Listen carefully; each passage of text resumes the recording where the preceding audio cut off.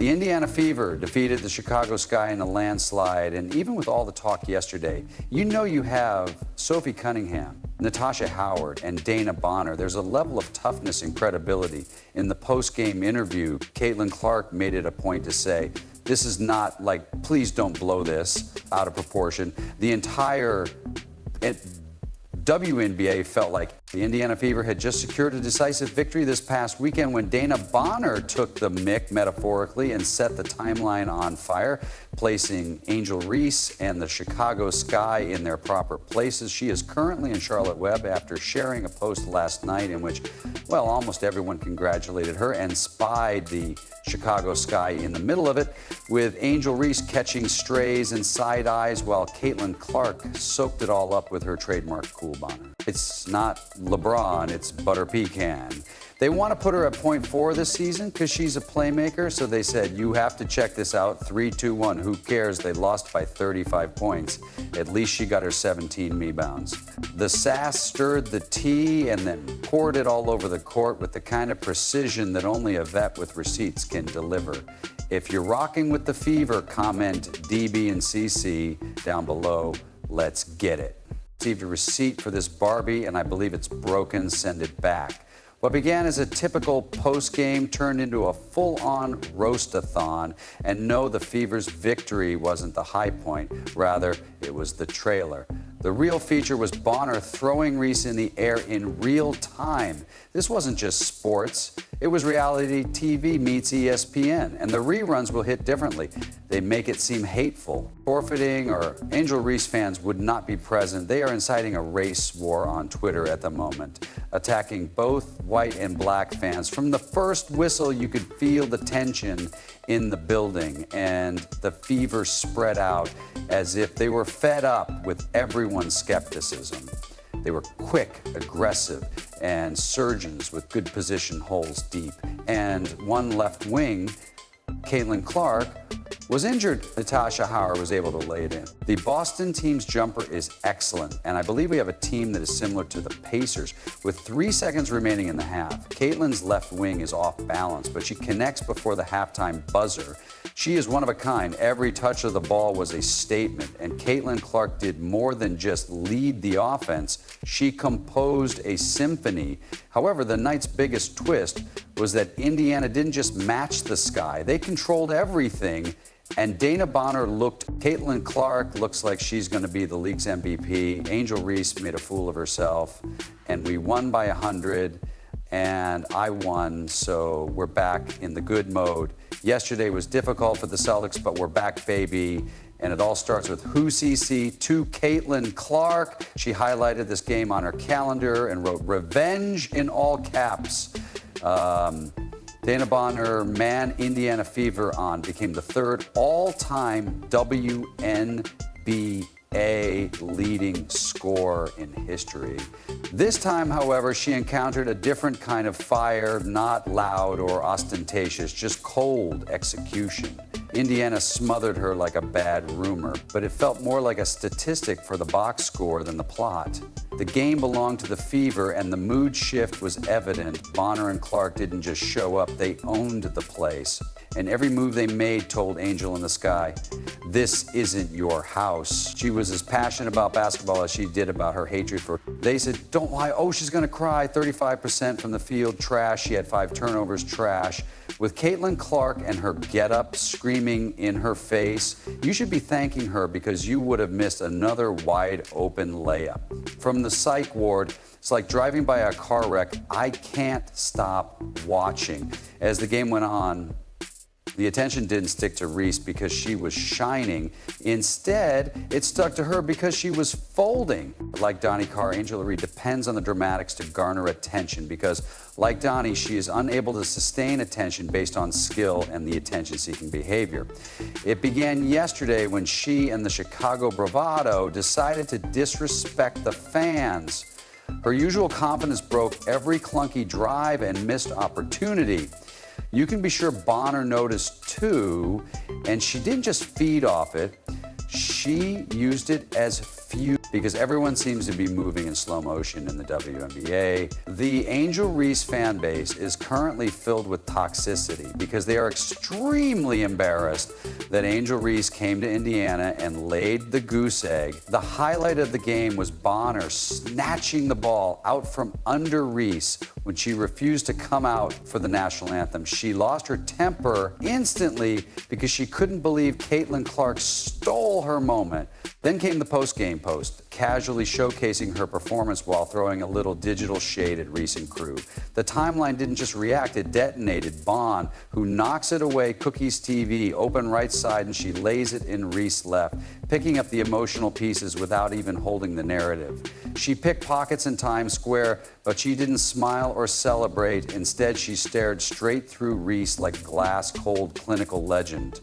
DeWanna Potter, who now stands third in WNBA history with 7,489 points in total, is in the air, and it's good.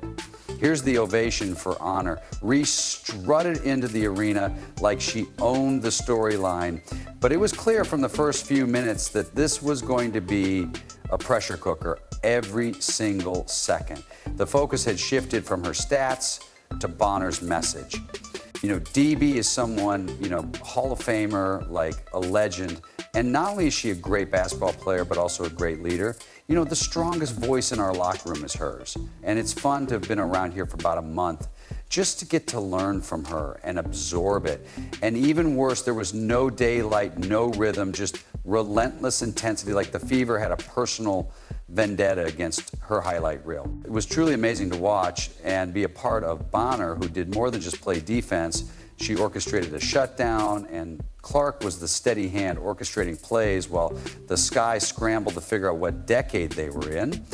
What appeared to be a game on paper turned into a masterclass in dominance and precision, and Angel Reese attempted to fight back. I'm so happy that she got to do it at the free throw line and all the fans could go crazy and cheer for her because she definitely deserved that moment. Reese was the target, and Bonner, she didn't need to yell, just moved like a queen in a chess match, locking eyes with Reese after every bucket, every stop, every humiliation. She was also grabbing boards, diving for scraps, and clawing at momentum like a contestant on a rigged game show. But something was obviously off with the usual confidence in her movements, that loud, proud energy she brings to the floor. Her steps weren't commanding and they were searching. Congratulations to DeWanna Bonner, Chicago. People are kind of pointing fingers at Dana Barr, like, you know what, you shouldn't have shared that.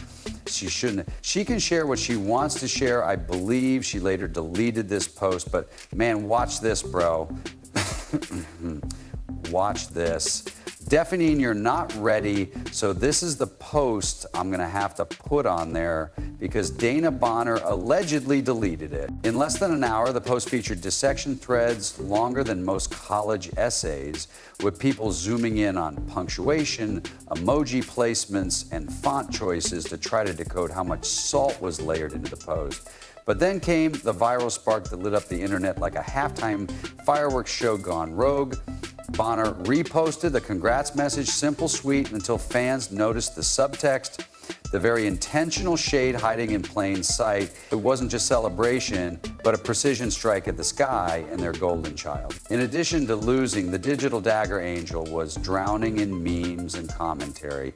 She wasn't that girl tweeting, and Dana Bonner is a symbol of the old guard, if you will, not because she has behaved in such a manner or in any of the stereotypical ways that the old guard has been portrayed, but simply because she is and has been a mainstay of the Canada WNBA to the point where she became the third leading scorer in history. The fact that Bonner chose to attend the Fever surprised some people, but it shows you more than anything else, a basketball choice. She is aware that it's an opportunity to win another championship, that it's an opportunity to be a part of a great collective and group, that it's a moment in time, that it's a moment of support, and she expressed her gratitude. Suddenly, it wasn't about points or rebounds or plus-minus ratings, but rather about narrative control, and Dana Bonner, who once owned the plot. The face of swag and defiance was in the background, standing in the wrong light, and appeared more perplexed than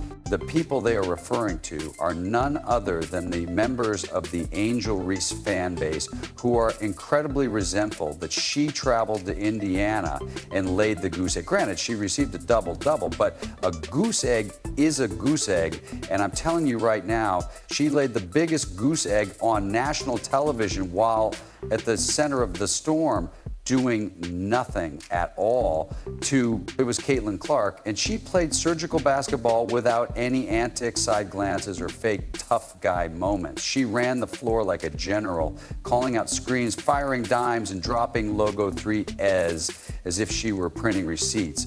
While Ree was overcome with emotion, her game wasn't loud, but it was lethal because she sees plays before they happen, which isn't luck, it's legacy in the making. The regular season is here, and we don't have any more time to flirt. We have no more time to focus on our business. And Caitlin Clark took care of her business in games 1, 10, and 10 of 2011 with the Indiana Fever. What did the kids say? Belt to ass. Oh, yeah, Lara Chalara. The Indiana Fever destroy, obliterate, run out of the gym. Then the Chicago Sky defeated them 93-58, and then boom, Caitlin Clark accomplished what no one else has done. The first triple-double in a WNBA season opener. The crowd roared instead of cheering, and Bonner, who had been giving her own vintage performance, gracefully stepped back to let the sophomore superstar take center stage. This is known as respecting the moment. The Indiana Fever just played their first game against the Chicago Sky, and people said it was going to be a good dog fight.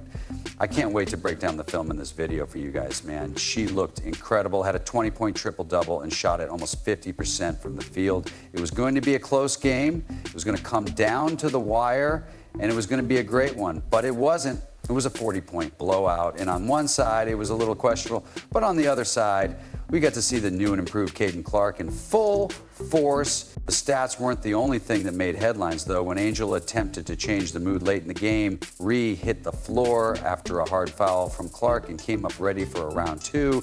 You could almost see the steam, but Clark didn't flinch or feed the fire. The three of you had 4 blocks. The defense was there. The playmaking was there. The rebounding was there. Everything was there. Overall, she looked like the best player in the WM, turned and walked away, giving the moment exactly what it deserved. That silence that was dominance. Angel Ree gets up, and Aaliyah Boston shoves it, making it a little stiffy. Hey, don't come at Caitlin, but look at her. Angel Reese upset. Oh my gosh. Hey man, this was hilarious. She was still going out there for a little while, and she took out the jersey to see what was happening. She knew what had just happened, that the Sky had been dissected, and that ESPN was already getting ready to. In the highlights, she remained silent. Why? Because in a league where every post, play, and pout goes viral, you don't need to shout. Sometimes the most savage thing you can do is nothing. I thought Angel Ree and Caitlin Clark were cool, but I don't know, man. The way Angel got up, she was like,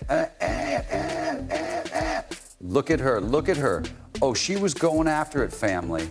Oh my God, now for the humorous part. Was Caitlin Clark sniffing and walking away? Hold on while I try to get a good angle. All right, watch Caitlin Clark's face right here.